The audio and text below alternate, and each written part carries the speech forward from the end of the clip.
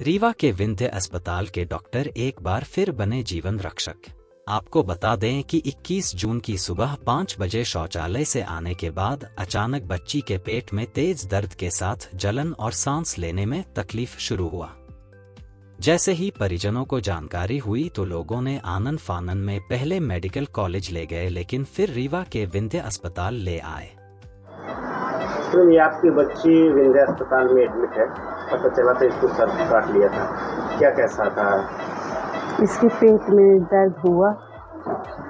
फिर हम लोग सोचे ऐसे नॉर्मल है तो गोली दिए। जब उससे स्थिति नहीं पटा तो इसे ले आए हॉस्पिटल। फिर कुछ इसके मुँह से गिरने लगा। मेरी बच्ची की कोई उम्मीद नहीं थी कि मेरी बच्ची को हम बचा पाएंगे, मगर मेरे लिए नितेश सर भगवान हुए। मेरी बच्ची को नया जीवन दिए नितेश सर,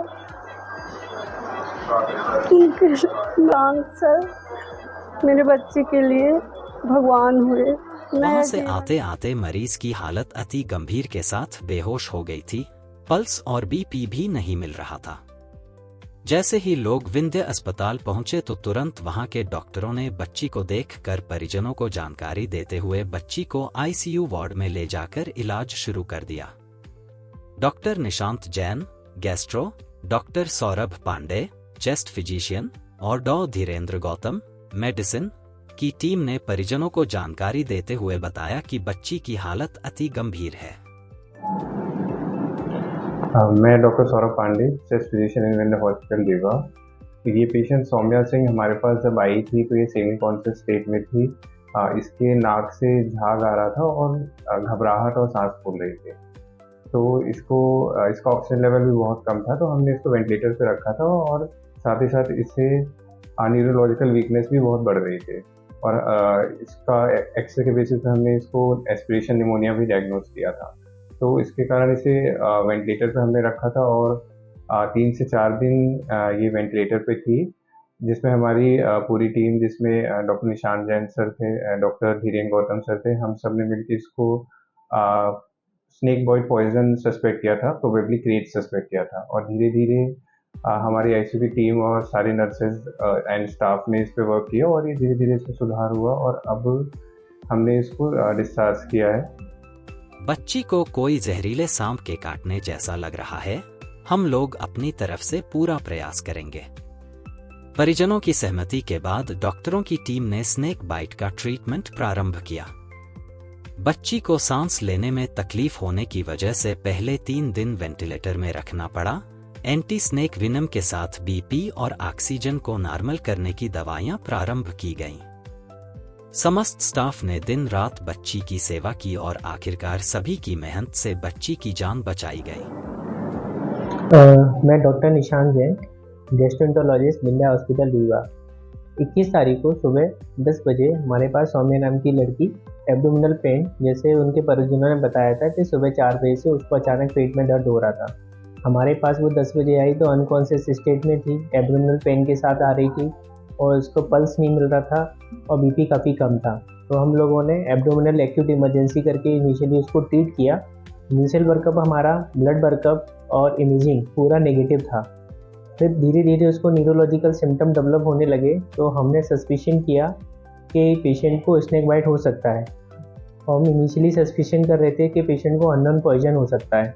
तो उस बेस पे हमने पेशेंट को ट्रीटमेंट स्टार्ट किया और 20 मिनट ब्लड लॉस टेस्ट उसका पॉजिटिव आया। फिर उसको 20 वाइल उसको एंटी स्नेक विनम दिया और धीरे धीरे उसके जो न्यूरोलॉजिकल सिम्टम और ब्लड टेस्ट थे वो धीरे धीरे इम्प्रूव हुए। पेशेंट फिर वेंटिलेटर से 3 दिन में आउट हुआ। अभी पेशेंट इम्प्रूव हो गया। पर ये जैसे दिखता है कि पेशेंट को पूरे एग्जामिनेशन पे कहीं भी स्नेक बाइट के साइन नहीं थे, तो सस्पिशन क्रेट बाइट था। पर ये बहुत ही एटिपिकल प्रेजेंटेशन था इस पेशेंट के साथ में। जनरली क्रेट बाइट जो रहता है वो न्यूरो पैरालिसिस की तरह प्रेजेंट करता है, पर इस पेशेंट को ब्लड टेस्ट 20 मिनट जो अपन करते हैं जिसमें क्लॉट नहीं होता ब्लड, तो उसको पॉजिटिव था। तो ये थोड़ा सा एटिपिकल प्रेजेंटेशन के साथ में हमारे पास आई। अभी बच्ची अच्छी है, अब उसको हम डिस्चार्ज कर रहे हैं। जीवन रक्षक बने सभी डॉक्टरों और समस्त स्टाफ का परिजनों ने तहे दिल से धन्यवाद किया। डॉक्टरों ने जानकारी दी कि कभी कभी जहरीले सांप जैसे क्रेत या कीड़े के काटने का पता नहीं चलता है और काटने का निशान भी नहीं दिखता है, लेकिन ऐसे गंभीर लक्षण होने पर बिना देरी किए रोगी को यदि तुरंत अस्पताल लाया जाए तो अधिकांश केसेज में रोगी की जान बचाना संभव होता है। तो आपकी बच्ची विंध्या अस्पताल में एडमिट है, क्या हुआ था बच्ची को? जी, बच्ची के पेट में जलन और दर्द था। कब की बात है ये? 21 जून की थी, जिससे हम लोग इन्हें संजय गांधी अस्पताल में ले गया। वहाँ इनके दर्द का ट्रीटमेंट किया गया था, क्योंकि मेन रीजन पता न होने के कारण उसमें कुछ लापरवाही हुई। बाद में जैसे ही सर को पता चला तो उन्होंने आईसीयू वार्ड के लिए हम लोगों को भेज दिया था, लेकिन हम लोग वहाँ न ले जाकर विंध्या हॉस्पिटल में लाए। लाते लाते बच्चे की हालत बहुत ही गंभीर हो चुकी थी। यहाँ लाने पर धीरेन्द्र सर ने बताया कि मतलब एक स्नेक होता है, क्रेट वाइट स्नेक, जो काफ़ी जहरीला होता है।